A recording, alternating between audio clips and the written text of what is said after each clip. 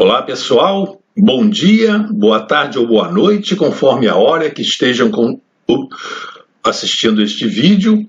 Eu sou o professor Vieira e este é o canal Antônio Vieira, criado por mim para dar apoio a profissionais e estudantes de engenharia civil, cartográfica e de agrimensura, a topógrafos, hidrógrafos, geógrafos, enfim, a todos os alunos e profissionais da área de que tenham topografia no seu currículo, no seu curso, e da área de geomática, de geoprocessamento e etc.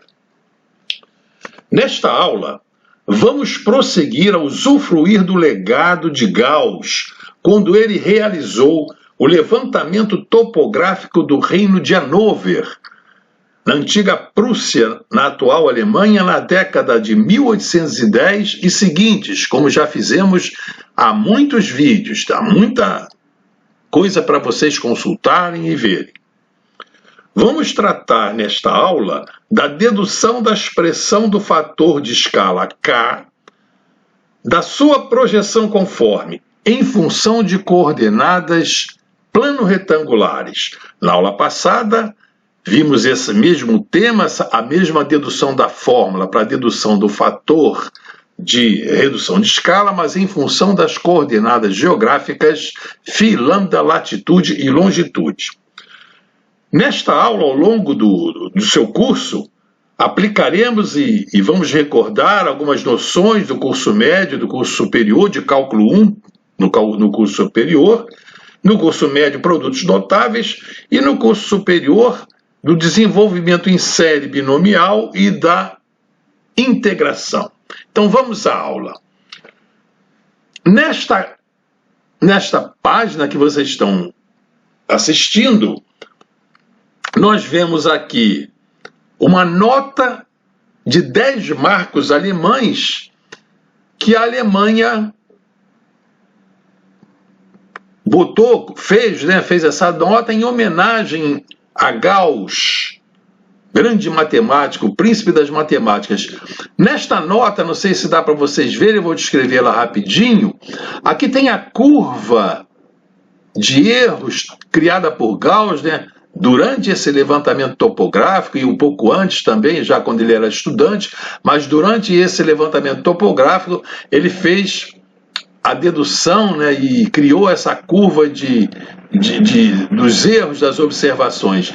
E essa curva está sobre um prédio, está aqui pouco visível, mas é um prédio que é o Observatório Astronômico de Hannover, em que o Gauss foi seu diretor desde 1807 até quando ele faleceu em 1855. Gauss nasceu em 1777. E no verso da nota, apresenta-se aqui um sextante, que é um aparelho de medir ângulos. Ele chama sextante porque o ângulo inscrito abarca, subentende 60 graus, quer dizer, um sexto da circunferência, e no ângulo central, o ângulo central é de 120 graus, Uma outra modalidade desse aparelho é o quintante. É usado para determinação de interseções a ré e em levantamentos topográficos de pouca precisão e levantamentos hidrográficos, E aqui no canto inferior esquerdo aqui da nota tem a rede de triangulação, aqui o desenho da rede de triangulação feita por Gauss lá no Reino de Hannover, dezenas de triângulos que ele mediu com teodolito, e eu já falei nessa rede de triangulação em várias aulas para vocês. Então vamos tratar dessa distorção linear em função de x e y. Já coloquei essa fórmula aqui, que é a fórmula que nós vamos chegar a ela, correspondente ao coeficiente de deformação linear. Temos aqui um esqueminha, uma ilustração geométrica da projeção conforme de Gauss, que é de um cilindro envolvendo o elipsoide, e o fuso de grau está assinalado aqui, um fuso de 1 grau de amplitude, isso é uma imagem geométrica. Então vamos prosseguir com a nossa aula.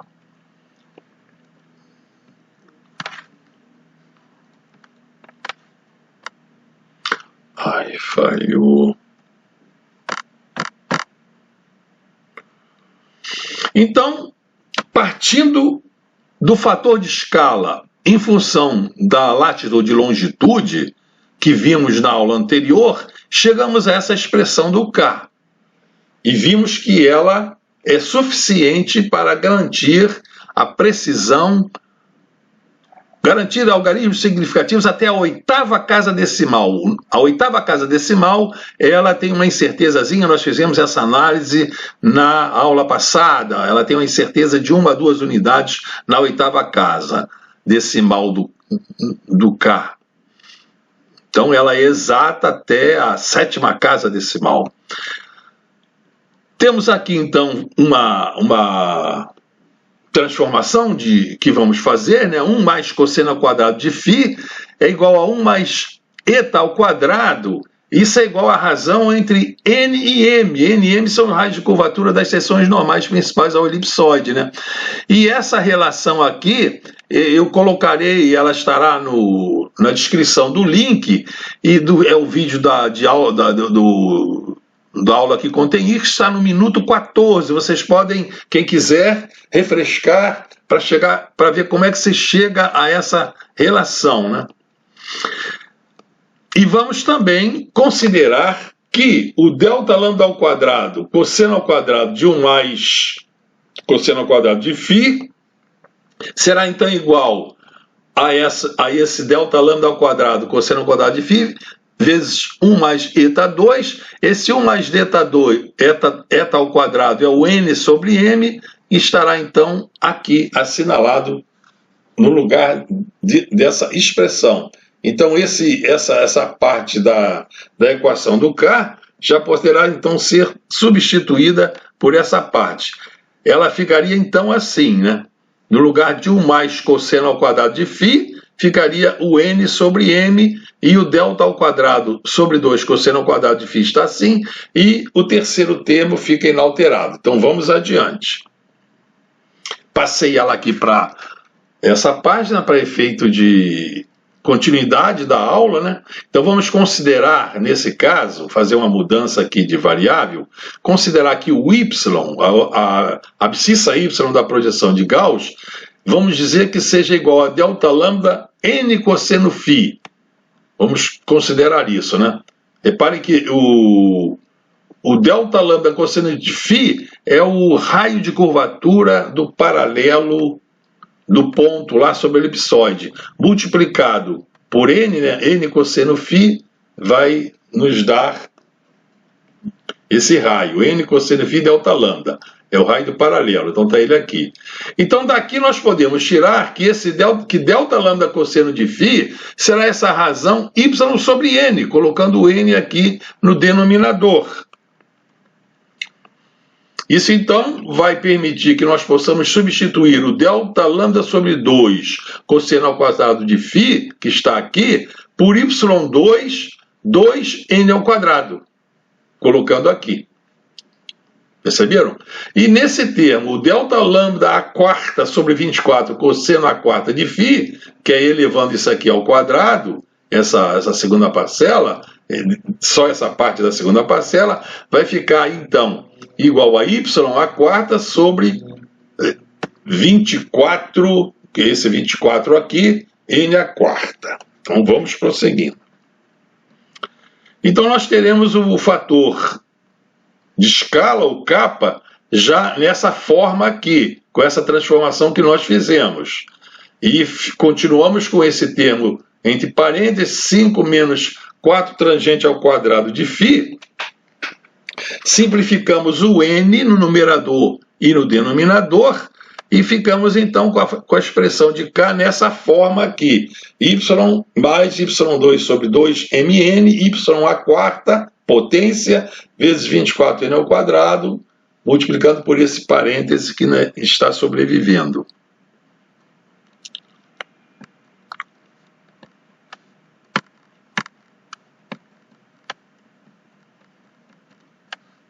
Estão entendendo direitinho?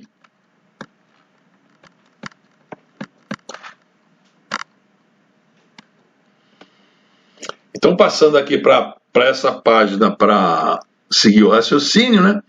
Esse valor aqui de y à quarta sobre 24n à quarta vezes 5 tangente ao quadrado de φ, na prática corrente dos serviços de geodésia e topografia, ele pode ser considerado só deixar esse aqui, pode-se desprezar esse 5 menos tangente à quarta. Se vocês fizerem o cálculo de K considerando essa parcela e não considerando, vocês vão ver que esse termo aqui, esse terceiro termo, vai ter uma diferença insignificante. Então, Gauss mandou esse termo para o espaço e o K ficou, então, com essa forma. K é igual a 1 mais y2 sobre 2mn, y à quarta sobre 24n à quarta. Esse y é o afastamento do ponto na projeção de Gauss em relação ao meridiano central. O K é o fator de escala para um ponto que está afastado y quilômetros, y metros em relação ao meridiano central do fuso, né? E esse mn são os raios de curvatura das seções normais principais. Passando então aqui, vamos seguindo, né? Agora o Gauss adotou no seu levantamento uma esfera de raio R igual ao raio médio de curvatura do elipsoide. E esse R é a média geométrica entre as seções normais principais. Eu penso fazer uma aula para ver como é que Gauss chegou a isso. Parece, né? Parece uma mágica, né? Mas como é que se chegou a que R é raiz quadrada de mn? Talvez na próxima aula eu demonstre essa fórmula para vocês. Uma demonstração interessante que o Gauss deve ter feito. Elevando então o R ao quadrado, fica mn, esse mn é o que temos aqui. E nós podemos aceitar como válida que esse n à quarta é igual ao r à quarta. A diferença é insignificante. É o que o Gauss fez. Chegamos então à expressão final de K para um ponto. Está ele aqui. Essa é a expressão final. Mas nós queremos saber, para um lado, qual seria o coeficiente de escala em um lado, o quanto o lado estaria deformado, quando o comprimento do lado estaria deformado pela projeção de Gauss. Esse é também o nosso propósito. Essa expressão para um ponto já está pronta. Mas vamos ver para um lado, né? Então a ilustração para um ponto é essa. Nós temos aqui a projeção de Gauss e um ponto de coordenadas x e y afastado do meridiano central de y, como está marcado aí, a abscissa, né? E para esse ponto, que tem como ele representa, né, aquele ponto lá sobre o elipsoide de coordenadas geográficas φ lambda, já vimos como é que se faz essa transformação de φ lambda para x e y. Então esse K nesse ponto, num ponto, é essa expressão que nós chegamos agora, né? Nós estamos querendo saber o fator de escala para um lado. Então aqui está representado esquematicamente no plano de Gauss, né, um elemento de lado na projeção, um ds, e os pontos extremos desse elemento de projeção ds. E aqui, como T é o ângulo entre o norte de quadrícula e a corda desse arco 1, 2. Esse T é o azimuth de quadrícula. O comprimento dessa corda e desse arco, o comprimento, são desprezíveis para a geodésia prática e para a topografia. O ângulo não, nós vemos que o ângulo entre o arco e a corda, eu vou falar ainda disso em outras aulas, esse ângulo é a redução angular da projeção, ele não é desprezível, mas a diferença entre o comprimento do lado elipsóide e do lado plano na projeção de Gauss é desprezível, né? Então já assinalei aí. Então vamos lá. Então vamos partindo da definição do fator de escala. Vamos chamar que S é a medida na projeção de Gauss, S maiúsculo, e um S pequeno é a sua correspondente no elipsoide. O kappa terá então por definição, né, a razão entre esse comprimento do arco, no caso aqui pode ser a corda ou o arco aqui na projeção, é a mesma coisa, e a sua homóloga, o seu comprimento homólogo ds lá sobre o elipsoide. Esse é o elemento do plano e esse é o elemento elipsóidico. Então esse lado elipsóidico, esse elemento de lado elipsóidico vai ser colocado aqui, alternando aqui o K pelo ds dividido pelo K. O elemento de arco elipsóidico, então, será, passando esse K para o numerador, vai se elevar o K menos 1. Já explicamos isso, já recordamos na aula de potenciação em algumas aulas atrás. O numerador, a potência aqui é 1 e a potência do K no numerador fica sendo menos 1. Substituindo então o K naquela expressão, o ds vai ficar no lugar de K, isso aqui é a expressão do K, o K elevado a menos 1, vezes esse ds maiúsculo, né, que é o elemento de arco na projeção. Tá ela aqui, tá? Então vamos prosseguir. Colocando aqui a mesma expressão do K elevado a menos 1, e aqui ficou cortado aqui um pouco pela tela, mas eu coloquei aqui que esse desenvolvimento aqui em série binomial, ele tá marcado aqui, ó.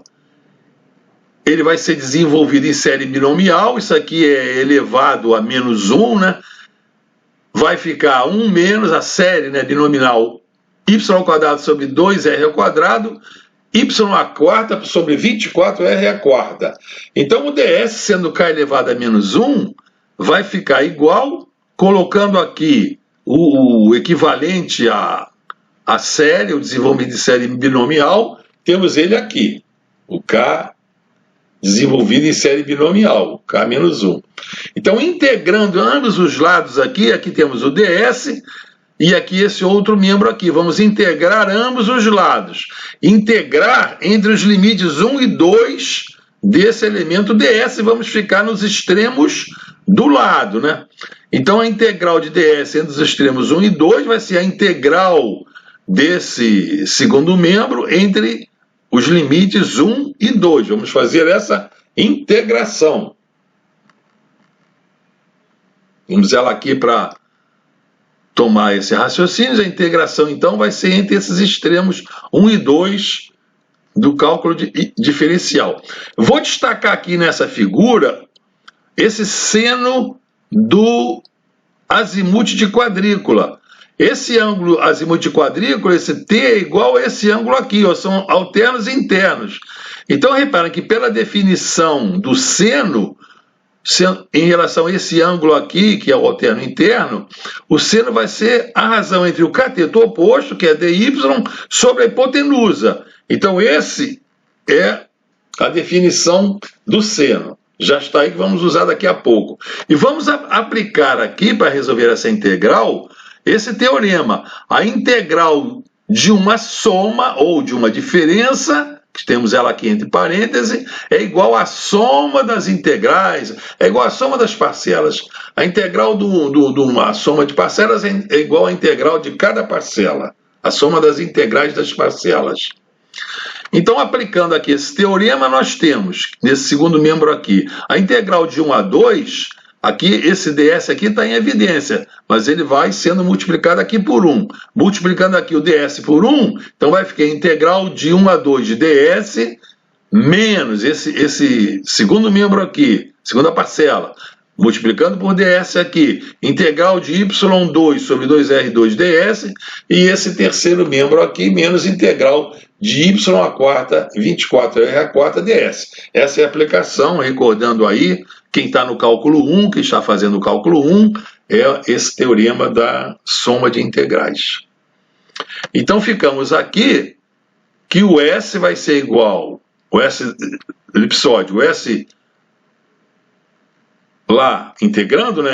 A integral de ds é S. E essas outras integrais nós temos aqui. A integral de ds é S, essa integral de y2 sobre 2r2 ds vai dar. Isso aqui eu coloquei aqui intermediariamente, porque eu quis colocar aqui o valor de ds em termos de y. Reparem que se o ds, se o seno de t é dy sobre ds, então o ds aqui, ó, alternando com o seno de t, o ds vai ser seno de t sobre y. Então, no lugar de ds, aqui nesse integrando, vamos botar o dy sobre o seno de t. Na mesma coisa aqui nesse integrando dessa terceira integral aqui. No lugar de ds, dy sobre o seno de t. Então, já temos aqui essas duas integrais em termos de y e dy. Essa segunda integral aqui, do segundo membro, é desprezível, porque reparem, quando nós formos integrar, vamos já recordar essa integral de uma potência, esse aqui vai dar y3 sobre 3, essa integral aqui vai dar y5 sobre 5. Então, esse denominador aqui, r à quarta, ele é muito grande. Mesmo sendo y5 dividido por 24r à 4, porque ele é constante, o denominador será extremamente grande na presença do numerador. Então, essa segunda integral aqui é desprezível. Então, ficamos aqui desprezando a outra integral, ficamos só com essa aqui, ó. Integral de 1 a 2 desse y2 dy sobre 2r2 seno de t. Esse 2r2 seno de t é constante, porque a esfera é a mesma, a esfera de Gauss, e o azimuth de quadrícula do lado é o mesmo, o lado não se mexeu, ele tem o mesmo azimuth. Então, tirando radicando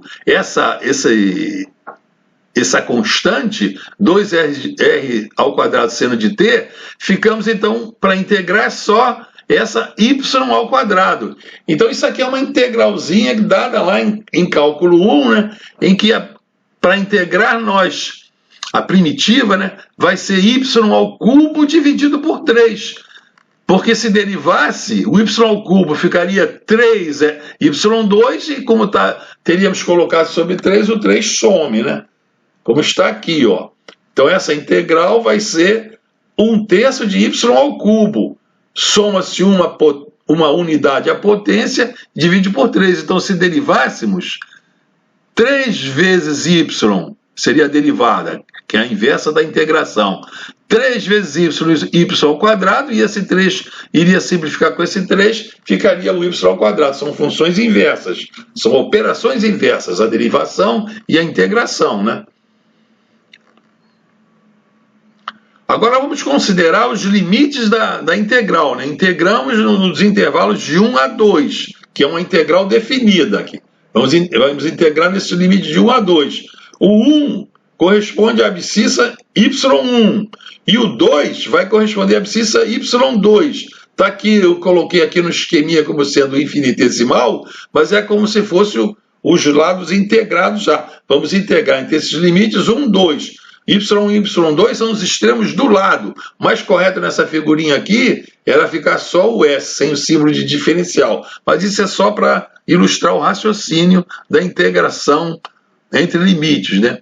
Então nós temos aqui integrando, dá esse valor, já está integrada entre o limite superior e o limite inferior. Então o valor da integral será substituindo o y pelo limite superior e subtraindo dessa substituição aqui desse y pelo limite inferior. É assim que se faz a integração. Feita essa integração, né, esse termo constante aqui fica em evidência, então fica y2 ao quadrado menos y1 ao quadrado. Esse, então, é o resultado da integração. A fórmula então fica até agora, o S geodésico é igual ao S plano, aqui essa é a constante, y3 menos o y do ponto 2 ao cubo, menos o y, o afastamento do extremo 1 do lado ao cubo. Botando aqui para continuar o raciocínio, né? Esse fator aqui, essa parte da fórmula y3 do ponto 2 menos y3 do ponto 1 sobre o seno de t, que eu destaquei aqui, nós podemos desmembrá-lo da seguinte forma. Botamos o y3 menos y1 e dividimos e multiplicamos essa expressão por y2 menos 1, ó. Não altera nada, nós estamos multiplicando o numerador e denominador por 1. Vocês já vão já entender por que estamos fazendo esse artifício.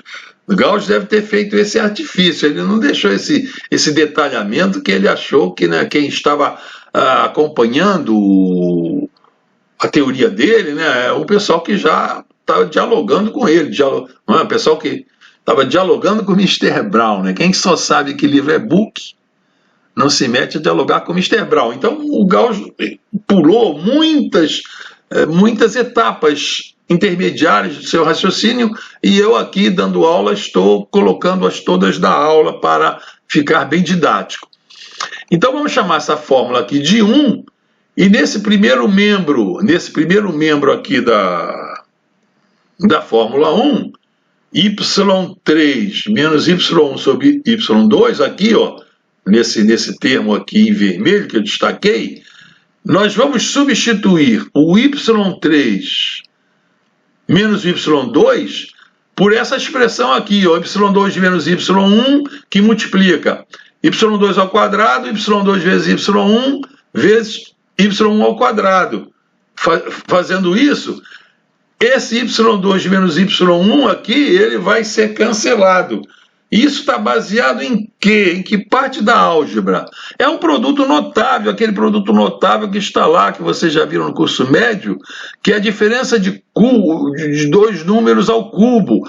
A ao cubo menos b ao cubo vai ser a menos b, tá? Aqui mantém o sinal que está aqui, ó. Se fosse a mais b, aqui seria mais e aqui seria menos. Mas como é diferença, então esse sinal aqui é o que mantém. Então, A3 menos B3 é igual a menos B, que multiplica A2 mais AB mais B2. É esse produto notável que eu estou recordando aqui, que estamos aplicando aqui. E nós já vimos lá, até na página anterior, que esse ds sobre seno, esse ds é o dy sobre seno de t. Já vimos lá, né? Então, a integral de ds vai ser a integral de dy sobre seno de t, né? Integrando aqui ambos os lados dessa expressão aqui. A integral de ds, vocês já sabem que é S. E a integral de dy sobre seno de t, substituindo esse dy aqui sobre seno de t, a integral, já vimos, vai dar o y, vai dar y, e entre os limites superior e inferior, vai ser y2 menos y1. Eu pulei essa parte que na página anterior eu já coloquei detalhadamente como é que se faz. Colocaria aqui um colchete com os limites superior e inferior 1 e 2, mas eu já botei já aqui que é o limite superior, que é o y de 2 menos y de 1, tá ele aqui, direitinho, né? Então isso daqui, esse y2 menos y sobre seno de t, nós podemos colocá-lo aqui, ó, nessa parte aqui dessa expressão.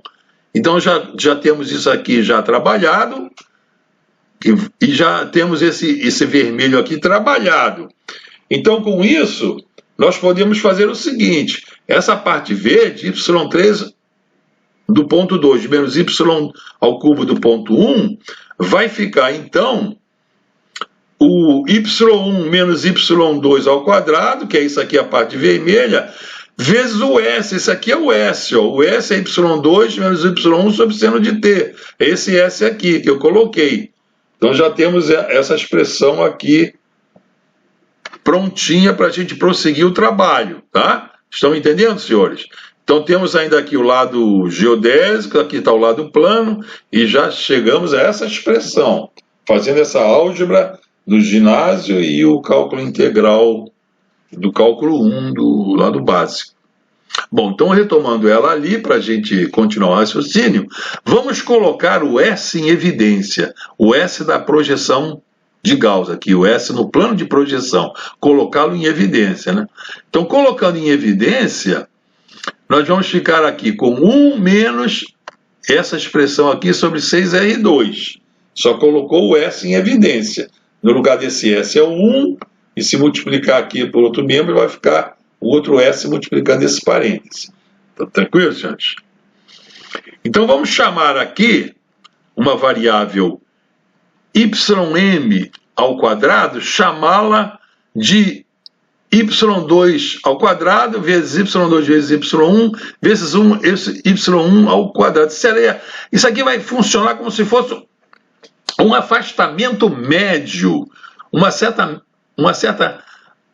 média de um afastamento em relação ao meridiano central. Ele está ao quadrado aqui porque a dimensão aqui é ao quadrado. Ó. Esse y2, se for quilômetro, é quilômetro ao quadrado.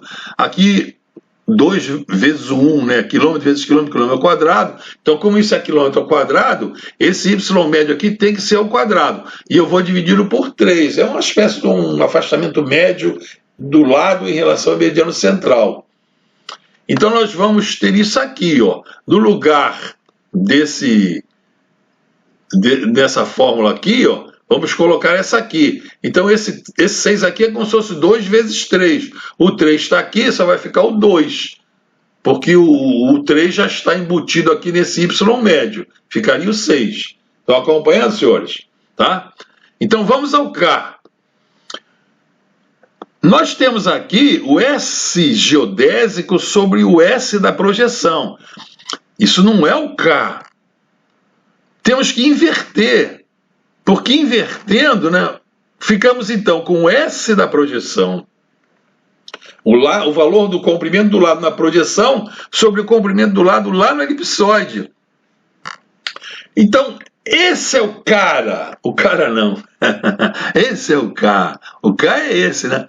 Então, o K vai ser igual a isso. E vamos colocar esse denominador aqui para um numerador. Então, ele aqui está elevado a 1, ele vai ficar no numerador elevado a menos 1. Vamos novamente aplicar o desenvolvimento em série do binômio, que eu já apliquei em outra parte, vamos aplicar novamente aqui. Então, aplicando aqui o desenvolvimento de série do binômio, vai ficar 1 mais y médio ao quadrado sobre 2R2, mais y médio ao quadrado sobre R4, mais e assim por diante. Isso aqui é desprezível, que aqui vai ficar, reparem que o raio da Terra está sendo elevado ao quadrado, aqui elevado à 4ª potência. Esse termo aqui teria o raio da Terra elevado à 6ª potência. O raio da Terra é muito grande, elevado à 6ª potência, é um número muito grande, está no denominador, então isso é desprezível. Isso aí, se botasse 0,0, ia se perder de vista a quantidade de zeros que tem depois da vírgula. Pode jogar fora sem problema nenhum. Então, finalmente, chegamos a essa expressão do K, considerando 2 pontos, o ponto 1 e o ponto 2 extremos do lado. Então vamos aqui fazer um resumo. Nós chegamos então a esse K em função aqui dos pontos 1 e 2, isso aqui seria como se fosse um Y médio. Essa média é dada por essa expressão, já vimos ela direitinho aqui. E vamos ver aqui na figura. Nós temos então aqui o lado, esse lado S da projeção, está esquematizado aqui, e aqui o afastamento do extremo 1 do lado, que é o Y1, e o Y2, que é a abscissa, né, o afastamento do extremo do lado. E esse Y médio é o afastamento de um ponto, esse ponto vai representar todos os pontos do lado. É um ponto médio do lado, e essa média que está aqui, que nós vimos como é que ela surgiu, ela está aqui. E aqui no elipsoide, né, esse lado aqui, S corresponde a esse lado S minúsculo aqui do elipsoide, Então, ele é deformado, esse lado S aqui, ele é ampliado, repare que ele é ampliado, porque o K vai ser 1 mais isso, então vai ser 1, pá, pá, pá, pá. Então, quando se projeta um lado elipsóidico na projeção de Gauss, esse lado é ampliado, porque a imagem geométrica da projeção de Gauss é um cilindro tangente. O cilindro está tangente ali ao longo do meridiano central. Então, no meridiano central, o lado elipsóidico e o lado na projeção são iguais. Mas ao se afastar do meridiano central, tudo que está no elipsoide vai sendo ampliado. Os comprimentos, as áreas, os ângulos não se deformam. As áreas pertinho ali da projeção do meridiano central também praticamente não se deformam, mas ao se afastar, os lados se deformam e as áreas são compostas por lados, né? As figuras geométricas são compostas por lados. Se os lados estão deformados, as áreas também estarão deformadas. Então, esse lado na projeção vai ser obtido multiplicando-se o fator de escala, o quanto ele é ampliado, vezes o valor desse lado elipsóidico. Esse lado elipsóide está aqui na superfície do elipsoide e vocês já sabem como se chega a ele. Nós vimos isso lá quando comentamos aquela norma NBR 14166, que tinha aquele lado lá inclinado na superfície topográfica, foi corrigido das condições meteorológicas, o lado continuou inclinado, rebatido no horizonte lá do plano topográfico, reduzido ao nível médio do mar, reduzido ao elipsoide, e na maior parte prática o geóide pode ser considerado coincidente com o elipsoide, e lá no elipsoide, então, esse lado vai ser reduzido à projeção cartográfica, a projeção de Gauss, multiplicando por esse K. Depois vamos ver o caso da projeção UTM, em que o cilindro, geometricamente, na imagem, ele não é considerado tangente ao elipsoide. Há uma redução, vai haver uma redução